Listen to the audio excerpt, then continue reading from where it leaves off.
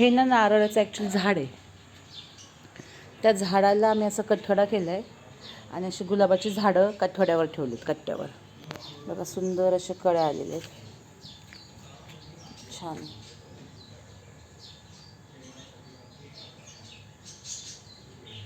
काही ठिकाणी फुलं आलेली आहेत.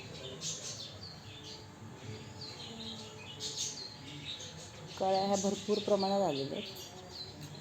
वेगवेगळे झाडं शोपीस लावलेले आहेत. तुळस आहे, तुळशीचं पण झाड आहे. भरपूर अशा कळ्या आलेल्या आहेत.